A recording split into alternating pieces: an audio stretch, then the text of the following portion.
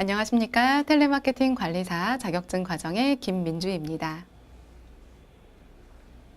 여러분, 이번 시간에는요, 지난 시간에 이어서 핵심 모의고사를 계속해서 함께 풀어보고요. 지난 시간에는 우리 1과목에 대해서 했죠. 이번에는 2과목 시장 조사에 관련된 문제를 함께 풀어보겠습니다. 자, 26번 문제 풀어볼까요?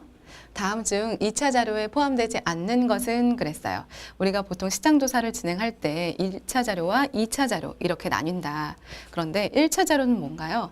내가 직접 어떤 조사 목적을 달성하기 위해서 직접 하는 조사가 1차 조사라면 2차 자료는 어때요?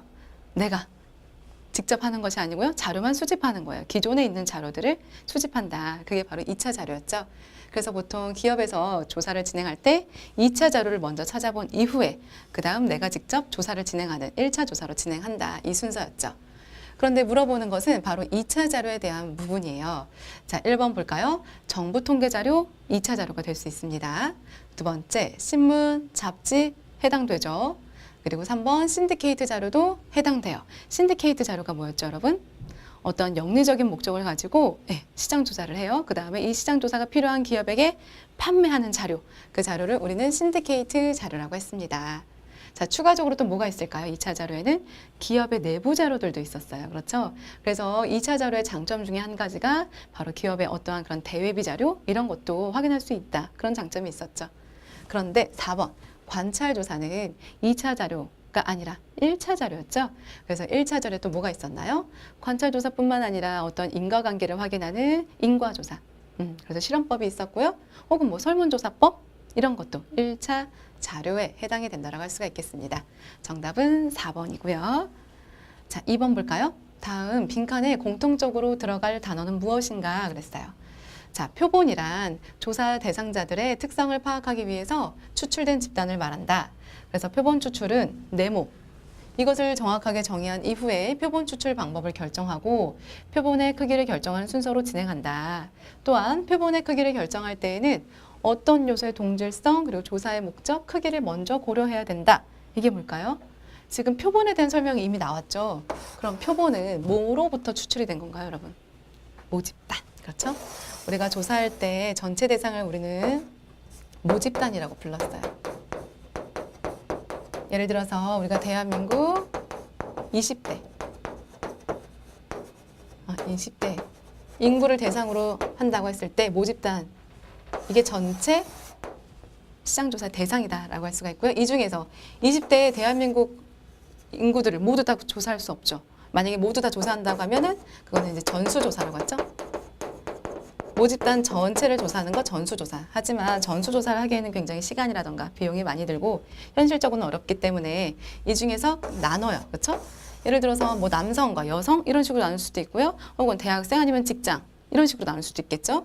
이런 식으로 나눠서 각 집단의 대표를 뽑는 거. 각 대표를 표본이라고 하고 이 중에서 뽑는 과정 추출된 결정된 사람들을 표본 추출. 결정하는 단계를 표본 추출이라고 하죠. 자, 그래서 정답은 1번 모집단이 되겠습니다. 표본이란 어디서 뽑나요? 표본 추출은 모집단을 먼저 정확하게 정의한 이후에 뽑을 수가 있겠죠? 자, 그래서 27번의 정답은 1번이 되겠습니다. 자, 28번 볼까요? 다음 중 2차 자료에 한 개로 틀린 것은 그랬어요. 자, 2차 자료에 관련된 부분이 또 나왔는데요. 자, 1번 볼까요? 다른 목적으로 수집된 자료로 혹시 기업이 원하는 자료의 형태가 아닐 수 있다. 그렇죠. 목적이 다르기 때문에 그렇죠. 2번 자료의 신뢰성이나 혹은 자료의 신뢰도나 정확성 여부를 알기 어려울 때는 사용이 불가능하다. 그렇죠. 혹시라도 뭐 어떤 출처라던가 이런 것들이 자세하게 기록되어 있지 않다던가 이럴 때는 객관적인 자료라고 할 수 없기 때문에 확인할 수 없고 사용하기 어렵다. 3번 조사 방법에 대한 전문 지식이나 기술이 요구된다? 특별히 그렇진 않습니다. 네, 이것은 사실 1차 자료의 단점이라고 할 수가 있겠죠. 4번 시간의 공백으로 기존의 데이터가 현 조사 시점에 그 사이에 어떠한 차이가 존재하고 신뢰도가 떨어질 수 있다는 거죠. 제가 예를 들어서 지금 현재 20대 여성의 어떤 구매 패턴을 알아보고 싶어요. 그런데 1997년도 자료를 보면 너무나 갭 차이가 크죠.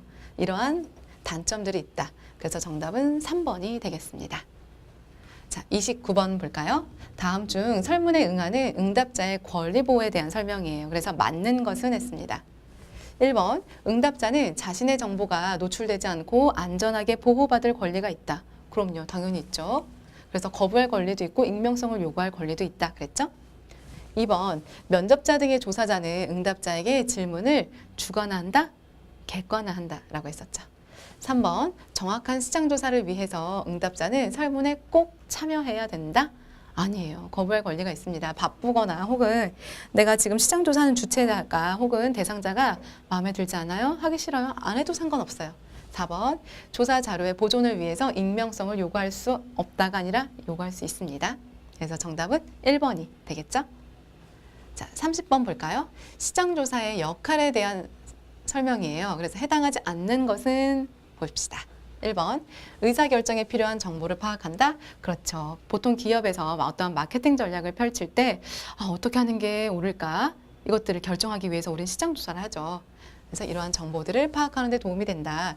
두 번째, 그래요. 우리가 시장조사를 하면서요. 새로운 시장 기회를 발견하는 경우도 있습니다. 이것도 맞고요. 세 번째, 한정된 자원의 효율적인 활용. 그렇죠. 내가 지금 가지고 있는 것 중에서 활용해서 선택할 수 있어요. 4번, 마케팅 활동의 수행 과정에서 확실성의 감소? 확실성이 감소하는 게 아니라 증가하죠. 왜 그렇죠? 어떠한 우리 시장 조사를 통해서 객관성 있게 이러한 자료들을 통해서 결정을 하는 거죠. 그래서 확실성이 더 올라간다라고 할 수가 있겠습니다. 정답은 4번이 되겠네요. 자, 31번 문제 볼까요? 이런 질문에 대해서 나왔어요. 설문지의 질문 유형 중 개방형 질문에 대한 특성으로 볼 수 없는 것은 그랬네요. 자, 1번. 응답자에게 폐쇄형 질문보다 더 심리적인 부담을 줄 수 있다. 그렇죠. 폐쇄형 질문은 어때요? 여러 가지 객관식이죠, 보통. 그래서 아니다, 맞다. 혹은 1번, 2번, 3번, 4번.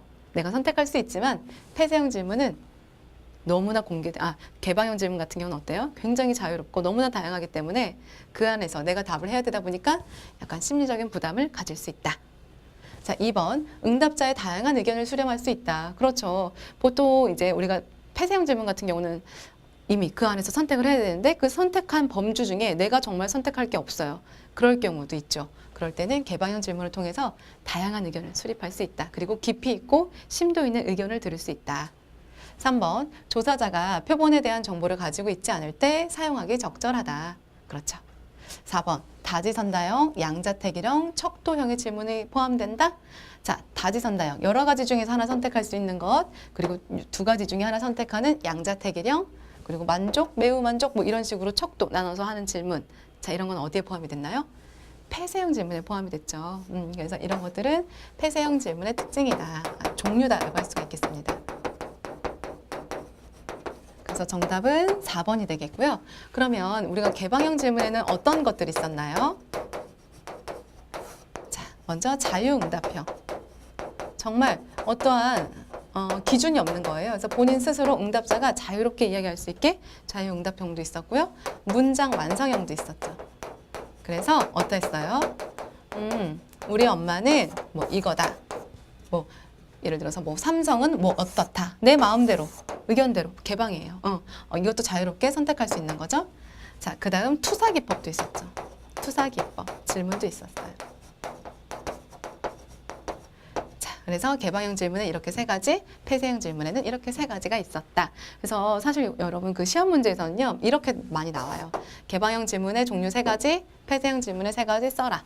이런 식으로. 그래서 여러분들 직접 한번 써보시고 그래서 자신감을 좀 익혀주셨으면 좋을 것 같아요. 그래서 정답은 4번이 되겠습니다. 자, 32번 볼까요? 다음은 시장조사 방법 중에서 어떤 조사 방법에 관한 내용인가 그랬어요. 자, 한번 읽어보겠습니다. 조사 목적을 분명하게 정의하기 어렵거나 혹은 어떤 정보가 필요한지 불분명할 경우에 사용하는 조사 방법이다. 그래요? 여기까지 읽으면 잘 모르겠어요. 모를 수 있죠. 그런데 뭐가 나냐면 문헌조사, 전문가 의견조사, 사례조사, 표적집단 면접법, FGI죠? 포커스 그룹 인터뷰가 나왔어요. 이것들이 포함된다. 이게 뭐죠? 탐색조사. 기억나시죠? 탐색조사가 있다. 우리가 보통 시장조사를 진행할 때 먼저 조사를 설계되는데 어떤 방법으로 할 것이냐. 이렇게 세 가지 나눌 수 있었죠. 탐색조사, 그리고 기술조사, 그리고 인과조사. 그래서 탐색조사 하는 방법 이렇게 세 가지 크게 꼭 외워둬야 된다라고 했었죠. 문헌조사, 전문가 의견조사, 사례조사 이런 것들이 포함이 되고 기술조사는 어떤 것들이 있었나요? 종단 분석이냐 혹은 횡단 분석이냐. 그리고 인과조사에서는요. 실험법이 있었죠. 그래서 어떤 원인과 결과를 두고 어떠한 둘의 어떤 인과관계가 있는가 이건들을 확인하고 싶을 땐 인과조사를 한다. 그래서 정답은 2번이 되겠습니다. 탐색조사죠. 자, 33번 볼까요? 인터넷 조사의 장단점이 아닌 것은 그랬어요. 첫 번째, 낮은 비용으로 실시하기 좋다. 그렇죠. 인터넷 조사의 큰 장점 중 한 가지가 바로 비용이 적게 든다는 것이 있었죠.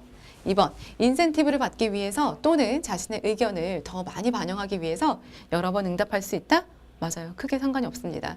보통 그래서 이런 경우 있죠. 뭐 예를 들어서 이번 설문조사 과정에 참여해 주시면 뭐 커피 쿠폰을 드린다라던가 그랬을 때 계속 하는 거예요. 이건 사실 단점이라고 할 수 있겠죠. 세 번째, 응답의 정확성이 매우 높다. 그런가요? 보통 이런 경우 인터넷 조사가 뭐 어떤 회사 사이트에서 진행하는 경우도 있고 혹은 뭐 메일로 전송돼서 우리가 그 메일을 통해서 조사하게 되는 경우도 있습니다. 그런데 그 사이트에 그 아이디로 활용하는 게 물론 개인만인 경우도 있지만 뭐 가족이 함께 운영한다던가 혹은 예를 들어서 기업 같은 경우에 법인 대표 메일을 같이 사용한다던가 이런 경우도 있습니다. 그렇기 때문에 응답의 정확성이 높다. 혹은 내가 정말 예를 들어서 20대 여성에게 메일을 보냈어요. 그래서 나는 이 사람의 의견을 너무 듣고 싶은 거예요. 그래서 인터넷 조사를 진행하는데 결국에는 50대 엄마가 있어요. 50대 엄마의 의견을 들은 거예요. 이것들을 과연 이런 인터넷 조사의 단점이 있는데 과연 이 조사 결과를 우리가 일반화시킬 수 있는가? 대표성이 있다라고 말할 수 있는가? 조금 부족하다. 한계가 있다라는 말이죠. 4번 자료 분석 혹은 이제 보고에 매우 빠르다는 장점이 있다. 그렇죠. 바로 데이터로 저장이 되기 때문이죠. 정답은 3번이 되겠습니다. 자, 34번 문제 볼까요? 다음 중 측정의 타당성과 틀린 설명은 그랬어요. 보통 우리가 측정의 가장 중요한 기준이 뭐가 있었죠? 타당성과 그리고 신뢰성이 있었어요. 자, 타당성은 뭐죠? 말 그대로 조사를 얼마나 타당하게 했느냐, 정확하게 했느냐 이 말이에요. 그렇죠? 정확성과 연관이 된다면 자, 신뢰성은요? 연속성. 내가 이 실험을 내일 해도 비슷한, 유사한 혹은 동일한 결과값이 나올 것이냐 이것과 관련된 거였죠. 측정을 할 때 이 두 가지 기준이 가장 중요한데 그 중에서 이 타당성 관련된 부분이에요. 자, 타당성은 또 두 가지로 또 나뉘죠. 내적 타당성과 외적 타당성으로 나눈다. 이 두 가지는 어때요? 무엇이 좋고 나쁜 게 아니라 목적에 맞게 타당성을 높여야 된다. 그래서 어떤 이론적인 목적으로 조사를 하는 거라면 내적 타당성을 높이고요. 그렇게 아니라 현장 업무에 정말 나는 실무에 이런 것들을 적용하고 싶어요. 그러면 외적 타당성을 높여야 되는데 이 두 가지를 함께 가져갈 수 있다 없다? 없다. 둘이 상쇄관계다. 그래서 목적에 맞게 한 가지를 선택해서 높이는 방법을 우리는 선택해야 된다. 라고 했었죠. 자, 볼까요? 1번. 내적 타당성과 외적 타당성으로 구분하면서 이 두 가지의 타당성을 모두 높게 가질 수 있다? 그렇지 않아요. 우리 상쇄관계라고 했죠. 이거 틀린 말이네요. 그렇죠? 2번. 이론적 조사로 정확성을 목적으로 한다면 내적 타당성을 높이는 것이 좋다. 정답이네요. 그렇죠? 그 다음 3번. 구성 개념 타당성은 추상적인 개념과 측정 지표 간의 일치하는 정도를 나타낸다. 이것도 맞습니다. 그 다음 4번. 캠벨과 스탠리는 내적 타당성을 저해하는 요소로 특정 사건의 영향, 성숙 효과, 시험 효과, 검사 도구 효과, 통계적 회귀 등을 제시하였다. 그렇죠. 우리가 정말 시험에서 문제 나오는 거는 어떤 뭐 내적 타당성이 뭐냐 이런 문제보다 특히 요 저해하는 요소들 관련된 문제가 많이 나온다고 했었죠. 그래서 지금 나왔던 요런 스탠리와 이제 캠벨의 어떠한 저해하는 요소들 맞게 나왔고요. 대신 우리가 꼭 중요한 개념이 하나 있었죠. 꼭 외워둬야 되는 거. 뭐였죠? 반작용 효과. 이 두 가지는 정말 정확하게 측정이 돼야 되는데 내적 타당성을 저해하는 요소들은 있고요. 그리고 외적 타당성을 저해하는 요소들도 있어요. 여기 제시된 것은 내적 타당성을 저해하는 요소가 맞고요. 그런데 반작용 효과는 외적 타당성을 저해하는 요소예요.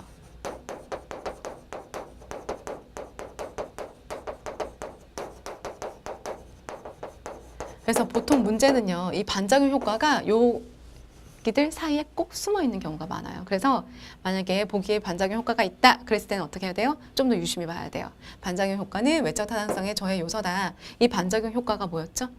내가 어떤 시장 조사를 할 때 내가 응답자예요. 내가 너무 신경 쓰여. 그러다 보니까 어때요?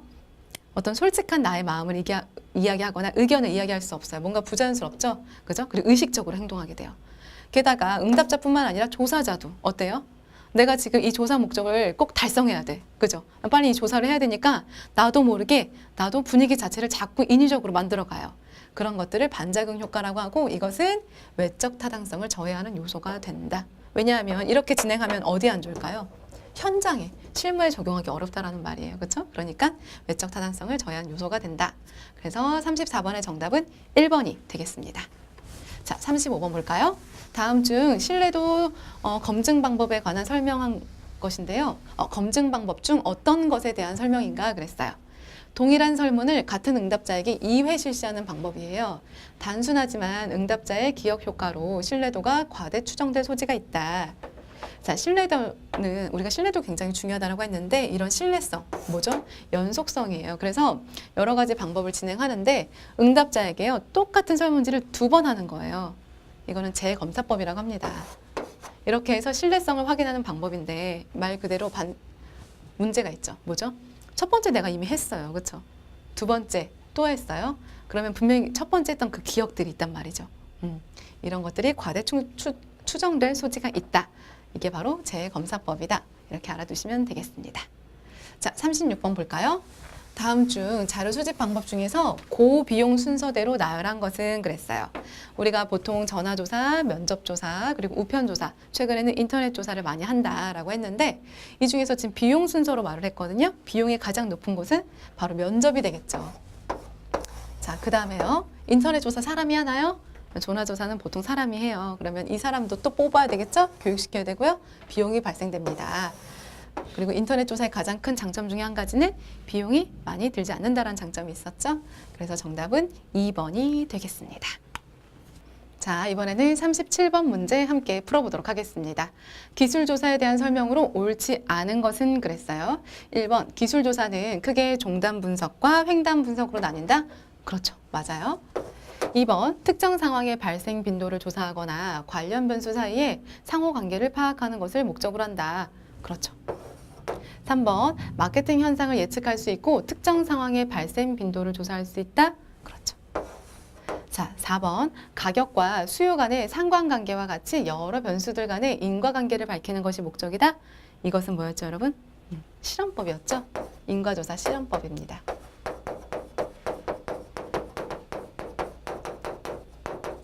자, 우리가 기술 조사를 할 때 종단 분석과 그리고 횡단 분석으로 나뉜다라고 했는데 종단 분석은 어떤가요? 한 번 시행한다? 아니죠. 계속 반복적으로 실행하는 것이 바로 종단 조사고 그 다음에 한 번 딱 그 정확한 그 시점에 대해서 측정하는 것, 조사하는 것은 바로 횡단 분석이다 라고 할 수가 있겠습니다. 그래서 정답은 37번에 4번이 되겠네요. 자, 다음 문제 함께 38번 풀어보겠습니다. 조사 과정에서 조사원이 응답자에게 가장 영향을 많이 미칠 수 있는 조사 방법은 그랬어요. 자, 조사원이 가장 영향을 많이 미친다? 어때요? 가장 가까이 있다라는 뜻이겠죠. 1번 우편조사, 인터넷조사, ARS 조사, 면접조사. 너무 쉽죠? 정답은 4번 면접조사가 되겠습니다. 자, 39번 볼까요? 이번엔 조사 유형 중에서요. 정보의 양을 가장 많이 획득할 수 있는 것은 어떤 방법이냐라고 물었어요. 1번 전화조사. 자, 전화조사는 어떤가요? 시간이 사실 제한되어 있어요. 전화 같은 경우는 빨리 끊어야 된다는 거 있죠? 그렇기 때문에 정보의 양을 많이 사실 받아갈 수는 없다. 두 번째, 우편조사. 어때요? 지면에 한계가 있어요. 그렇죠? 그리고 직접 만나는 게 아니기 때문에 거기서 질문한 내용에 대해서만 또 응답자가 응답할 수 있다. 세 번째, 면접조사. 어때요? 내가 바로 앞에 있죠. 그렇죠. 그래서 어떤 설문지에 관련된 부분도 정확하게 우리는 응답을 들을 수 있지만 추가적으로 관찰하면서 들을 수 있어요. 이 사람이 지금 하는 태도는 어떠한가? 혹은 어떠한 질문에 대해서 시간이 좀 많이 소요가 됐나라던가 이런 부분에 대해서 알 수 있다. 그래서 정답은 3번이 되겠습니다. 인터넷 조사, 정보의 양을 많이 획득할 수 있다라고 하긴 좀 어렵습니다. 자, 40번 문제 볼까요? 그러면 면접조사의 특징으로 볼 수 없는 것은 그랬어요. 1번, 조사자를 직접 대면하고 있어서 탐색 질문이나 보조 설명이 가능하다. 어때요? 융통성이 높다는 거죠? 맞습니다. 2번, 관찰 조사를 병행하며 실시할 수 있다. 맞아요. 장점이죠. 세 번째, 전화나 우편 조사 등으로 확인이 어려운 응답자의 태도나 감정 등을 파악할 수 있다. 그래요. 4번, 전화나 우편 조사보다 투입되는 시간, 조사 비용 이런 것들, 조사 기간이 사실 많이 소요가 되죠. 적은 게 아닙니다. 그래서 정답은 4번이 되겠습니다. 자, 41번 문제 볼까요? 각 항목별로 지금 다음에서 설명하고 있는 이 활동이 무엇이냐라고 했어요. 이 활동은요, 어떤 것을 하냐면 항목별로 각 응답에 해당하는 숫자나 기호를 부여하는 과정을 뜻한다. 전산 처리에 의해서 분석을 편리하도록 하는 것이다. 이 활동이 끝나면 컴퓨터에 파일로 입력하고 외부 저장 매체 등에 저장한다. 뭘까요, 여러분? 자, 숫자, 기호, 부여한다. 코딩이죠. 그리고 코딩, 이 업무를 하는 사람 누구라? 코딩원. 그래서 사실 정답은 1번, 코딩이 되겠습니다. 그리고 이제 문제가 이런 식으로 코딩의 의미를 물어보는 문제도 나오고, 그리고 코딩하는 사람 누구냐? 코딩원도 나오고요. 자, 이거는 시장조사가 모두 끝난 이후에 진행하는 거죠. 분석할 때요. 그럴 때 순서가 있어요. 어떻게 하나요? 먼저 어떤 설문지가 왔을 때 그 중에서 코딩을 할 수 없는 문제들이 있어요. 어떤 거죠? 뭐 개방형 질문이라던가 그래서 어떤 숫자나 기호화로 하기 힘든 것들이 있단 말이죠. 그런 것들 미리 배제시키는 작업 혹은 여러 가지를 편집하는 상황이 있어요. 그 다음에요. 이러하게 부여하고 숫자나 기호로 부여하는 거죠. 코딩을 한 다음에 어때요? 이렇게 외부 매체에 저장하는 것, 입력. 요 순서대로 진행한다. 이 순서를 질문하는 경우도 있습니다. 그래서 지금 41번의 정답은 1번이 되겠습니다. 자, 42번 볼까요?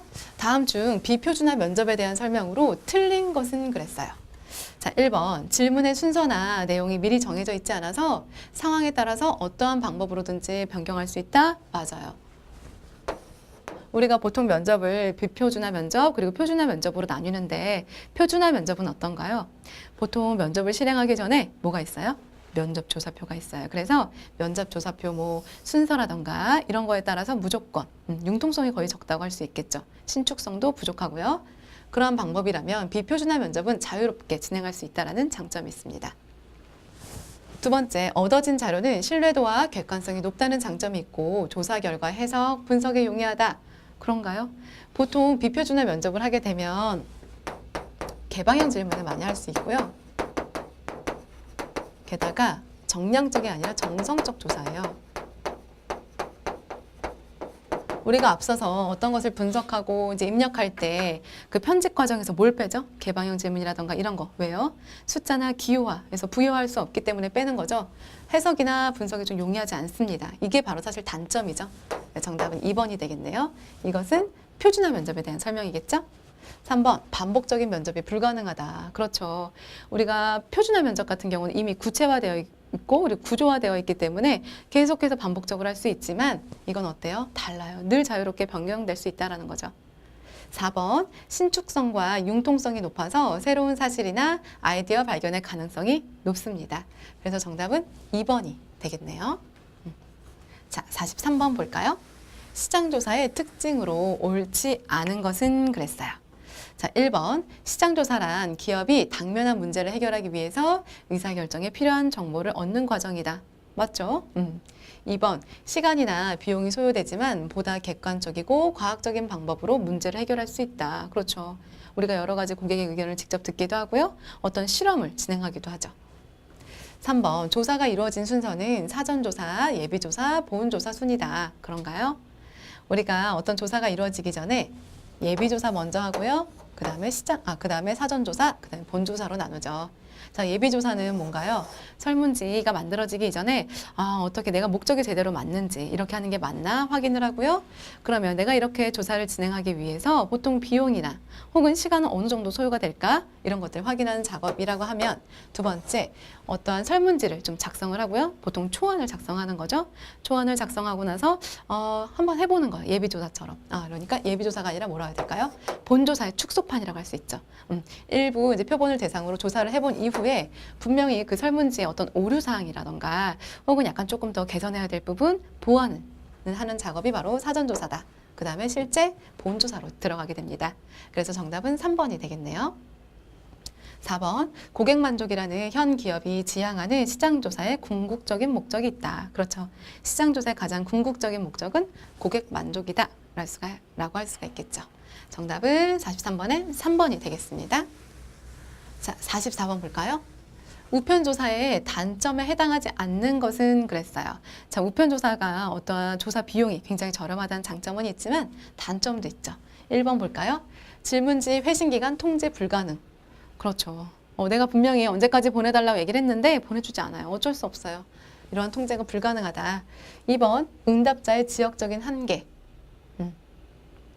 자, 확인이 한계가 있나요? 사실 우편이나 전화 같은 경우는 어때요? 특히 우편 같은 경우는 아무리 멀리 있어도 그분이 살고 있는 곳에 우편을 보낼 수 있어요. 그렇죠?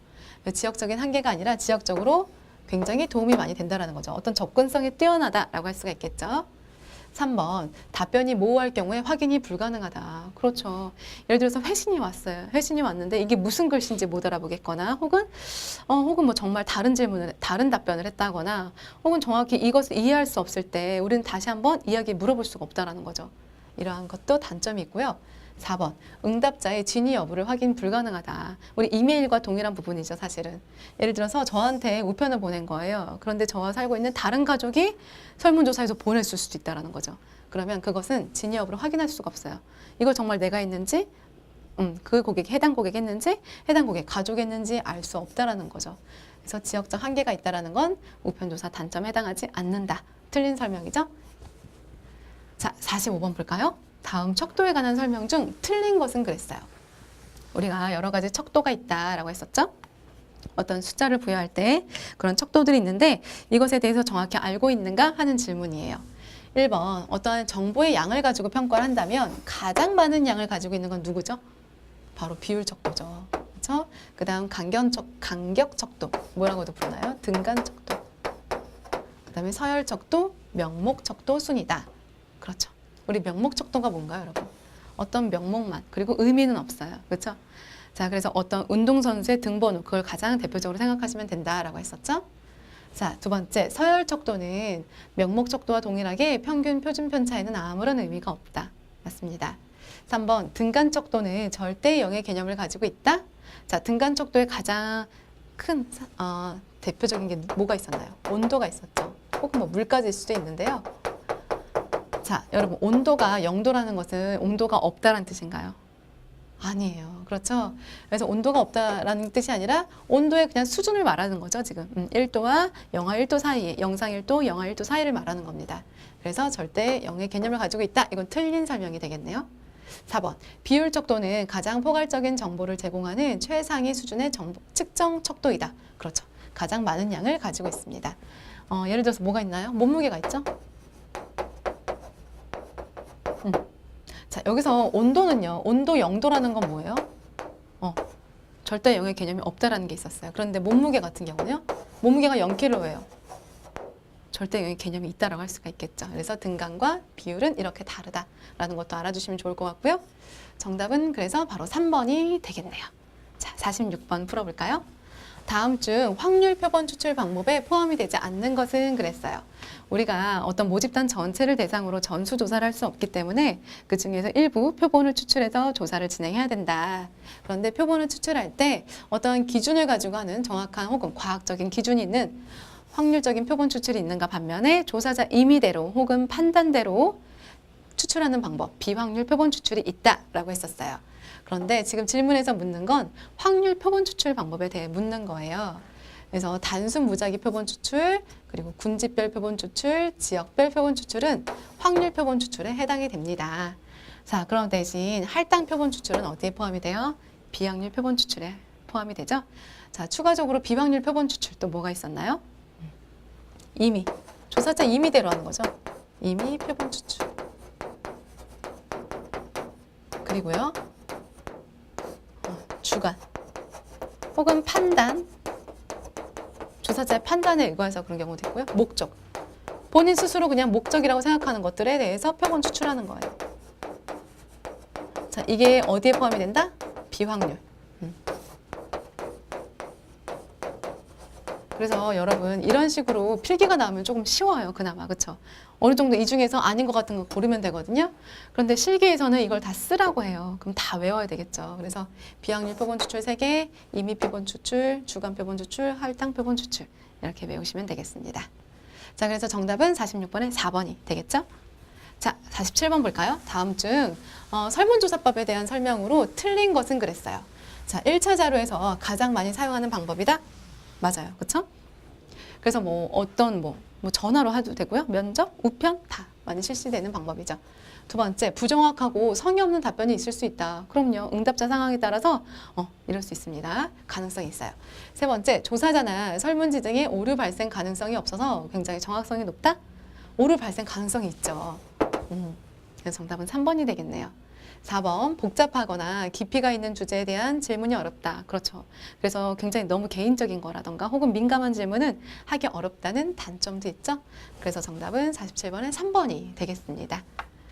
자, 48번 볼까요?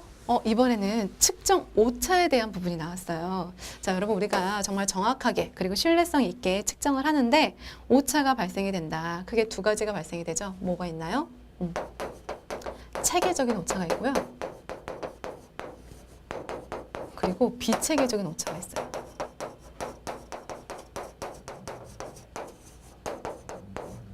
우리가 측정할 때 이렇게 측정 오차 두 가지로 나뉘는데, 자, 체계적 오차는 보통 무엇과 연결이 되어 있나요? 어떤 도구. 그래서 예를 들어서 내가 길이를 재는데요. 잘못된 자를 사용해요. 그래서 잘못된 측정 도구라고 할 수 있겠죠? 잘못된 도구. 이게 길이 자 자체가 잘못됐어요. 자가 좀 불량인 거예요. 그럴 경우에 도구가 잘못됐다. 체계적인 오차에 포함이 되고, 비체계적인 오차는요. 제대로 됐어요. 도구는 제대로 됐는데 그 실험 과정에서 어떤 사람의 실수일 수도 있고요. 혹은 뭐 상황, 혹은 원인을 알 수 없는 문제들도 있어요. 이러한 오차들이 있다. 자, 1번 볼까요? 설문지 자체에 오류가 있는 경우는 비체계적인 오차에 해당이 된다. 그런가요? 자, 설문지라고 했죠. 설문지는 어때요? 지금 잘못된 도구라고 말할 수가 있겠죠. 그래서 정답은 1번입니다. 비체계적인 오차가 아니라 체계적인 오차에 포함이 되죠. 여기서 지금 설문지는 뭔가요? 측정하는 도구를 말하는 거죠. 그런데 지금 이게 잘못됐어요. 그러면 체계적인 오차에 해당된다 라고 할 수 있겠죠. 두 번째, 수치가 잘못된 자를 이용할 경우에는요. 체계적인 오류에 포함이 된다? 맞아요. 세 번째, 측정하는 사람이나 상황으로 인해서 발생하는 오류는 비체계적인 오류에 포함이 된다. 그렇죠? 타당성과 관련 있는 체계적 오차와 신뢰성과 관련 있는 비체계적인 오차로 나뉜다. 맞습니다. 그래서 이 체계적인 오차는 타당성, 그리고 비체계적인 오차는 신뢰성과 관련이 깊다. 왜냐하면 잘못된 도구를 이용했어요. 그럼 정확성이 떨어진다는 거죠. 그렇죠? 그런데 사람이 잘못했어요. 그런데 이번에는 내가 제대로 했고요. 두 번째는 제대로 못했어요. 세 번째는 또 제대로 했어요. 이런 식으로 어떤 연속성이 없는 것. 비체계적인 오차, 신뢰성과 관련이 깊다라고 할 수가 있겠죠. 그래서 정답은 1번이 되겠습니다. 자, 49번 볼까요? 다음에서 설명하는 것은 무엇인가 보겠습니다. 평가자가 측정상의 속성이 연속선상의 한 점에 위치한다는 전제하에 일정한 기준에 따라서 대상을 평가하고 그 속성을 구분하는 척도를 말한다. 그래서 학급에서 성적을 수미양가 혹은 대학에서 A, B, C, D, F 이런 식으로 학점을 남긴다라는 것 뭔가요? 평정 척도죠. 정답은 1번이 되겠습니다. 자, 우리 여기서 자주 나오는 거 소시오메트리 그리고 보가더스라고. 이 두 개 헷갈리면 안 된다 그랬죠. 여러분 기억나세요? 이 두 가지가 어떤 거였죠? 보통 이 집단과 B 집단이 있어요. 그래서 집단 간의 사회적인 차이 혹은 이 집단과 개인이 있어요. 이런 둘의 차이, 이것은 어떤 방법 분석 도구로 많이 이용하나요? 보가더스를 이용한다. 그런데 이 조직 안에 조직원들이 있단 말이에요. 이들 사이의 사회적인 거리라던가 이런 부분 차이 측정할 때 사용하는 것은 바로 소시오메트리다라고 할 수가 있겠습니다. 그리고 49번의 정답은 어쨌든 1번입니다. 평정 척도예요. 자, 50번 마지막 문제입니다. 다음 중 타당성 향상 방법으로 틀린 것은 그랬어요. 1번 마케팅의 전반적인 영역뿐만 아니라 측정 대상인 구성 개념이나 변수에 대해서 정확히 이해한다. 그렇죠. 이해해야 되죠. 그래야 정확하게 할 수 있으니까요. 두 번째, 측정 대상에 대해서 명확하게 알고 있는 사람이 척도를 개발, 평가해야 된다. 그렇죠. 그렇기 때문에 우리가 어떠한 1차 조사와 2차 조사 중에 1차 조사의 단점 중에 한 가지가 뭐였나요? 이런 시장 조사를 제대로 할 수 있는 전문가가 있어야 돼요. 그렇죠? 그래서 1번, 2번도 맞는 설명이고요. 3번, 상관관계가 높은 항목들은 제거한다. 우리가 타당성이 높기 위해서는 상관관계가 낮은 항목들을 제거해야 됩니다. 정답은 3번이 되겠네요. 4번, 기존의 다른 연구에서 사용된 타당성을 인정받은 측정법을 사용한다. 굉장히 중요해요. 그래서 1번, 2번, 4번은 모두 맞는 설명이었고요. 3번은 틀린 설명이라서 정답은 3번이 되겠습니다. 지금까지 핵심 모의고사 1회분의 2과목 모두 함께 풀어봤고요. 다음 시간에 3과목 함께 풀어보겠습니다. 감사합니다.